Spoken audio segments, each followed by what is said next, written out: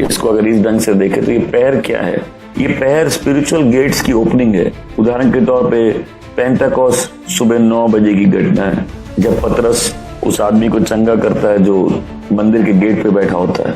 वो दोपहर 3 बजे की कहानी है और वो प्रेयर कंप्लीट करके आ रहे थे। 12 से 3 उन्होंने प्रेयर कंप्लीट की थी। कॉर्नेलियस की कहानी भी 3 बजे की है दोपहर की। पतरस को जो दर्शन आता है वो 12 बजे की बात है। तो हम लोग अगर स्पिरिचुअल गेट्स की ओपनिंग और क्लोजिंग समझे, टाइम के इंपॉर्टेंस को समझे, शिफ्ट को समझे, जो शिफ्ट होते हैं, जब रात का अंधेरा बढ़ता है तो वॉरफेयर भी बढ़ जाता है। अंधकार की शक्तियां, विचक्राफ्ट के कोवंस रात को काम करना चालू करते हैं। तो जिनके लाइफ में बहुत बंधन है उनको एक सीजन, और जब सीजन बोलता हूँ वो सिर्फ जरूरी नहीं है 7 दिन, 21 दिन, ऐसा 40 दिन का। कई बार मैंने बोला 200 दिन का भी हो सकता है, वो 600 दिन का भी हो सकता है। अब एक मौसम में मैंने रात को प्रेयर किया, एक मौसम में कहूँ था अब और नहीं करनी है, मेरा टाइम जोन शिफ्ट हो रहा है। मैं वहां से 3 से 6 गया और उसको कई बार मैंने 3 से 9 तक किया है। फिर अभी मैं 9 से 12 क्यों करता है ऐसे बताता हूँ। कई लोग जब टीचिंग सुनेंगे तो कुछ लोग की फैंसी हो जाएगी, नहीं हम 12 से 3 प्रेयर नहीं कर रहे तो हमने कोई प्रेयर नहीं की है, और 3 से 6 सबसे इंपॉर्टेंट है। नहीं, तुम्हारी लाइफ सबसे इंपॉर्टेंट है और प्रभु की लीडिंग सबसे इंपॉर्टेंट है। अगर हम प्रभु की आवाज नहीं सुन सकते, हम नहीं समझ सकते हम लाइफ में किस सीजन में है। एक तो होता है लाइफ में नॉर्मल डिसिप्लिन कि कोई तो पहर आपका होना चाहिए, और अब जब लोग प्रेयर टाइम को समझते हैं उसको एक अलग ढंग से डिफाइन करता हूँ। प्रेयर टाइम खाली प्रेयर के लिए नहीं होता है। जब हम लोग बोलते हैं वेट नहीं कर सके या तुम मेरा वेट नहीं कर सके, तुम 1 घंटा जग नहीं सके, तो यीशु 3 बार आए और गए। तो यीशु की प्रेयर में खाली प्रेयर नहीं थी, आके चेलों से बात करना भी था, चेलों को एनकरेज करना भी था। वो भी टाइम दिया ना 3 घंटे में। मैं चाहता हूँ प्रेयर टाइम एक जोन में करे, पावरफुल है, लेकिन मिनिमम टारगेट होना चाहिए। अब जैसे रात को हम लोग प्रेयर 3 से 6 प्रेयर कर रहे हैं, जब 3 से 6 हम प्रेयर करते हैं तो मेरा टारगेट रहता है कि एटलीस्ट 1 घंटा सब एटलीस्ट 1 घंटा भाषा में दुआ करे, और उसके बाद हमने उसको खींचा 2 घंटे तक भी खींचा है। अब अकेले कितना देर भी कर लो, साथ करना बहुत डिफिकल्ट है। फिर अपना तरीका डेवलप किए, चल के प्रेयर करने का, वॉक करके प्रेयर करने का, बहुत पावरफुल है। क्योंकि आप वॉक करोगे आपका कंसंट्रेशन लेवल और ऊंचा चला जाएगा। ये पूरी सीरीज एक मैनुअल है, मैनुअल दे रहा हूं आपको, ओके, प्रोफेटिक प्रेयर मैनुअल दे रहा हूँ, और ये हम लोग के लिए बहुत इंपॉर्टेंट सीजन है। ये एक प्रोफेटिक मैनुअल है कि हम लोग अपने डिवोशन का सिस्टम, प्रेयर का सिस्टम कैसे सेट कर सकते हैं और प्रेयर में और कैसे पावरफुल बन सकते हैं। इस चर्च में बहुत स्ट्रेस है पर्सनल प्रेयर पे, क्योंकि साथ तो आके आप तभी करोगे जब आपकी पर्सनल कोई प्रेयर लाइफ है, ताकि आपका एक टाइम रहे।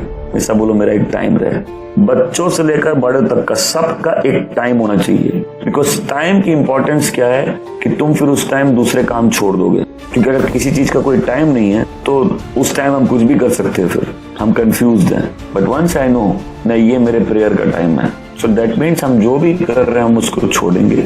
हम किसी एक ऐसी जगह में जाएंगे, वो घर की बालकनी हो सकती है जहां हमको कोई डिस्टर्ब नहीं करे फॉर सम टाइम।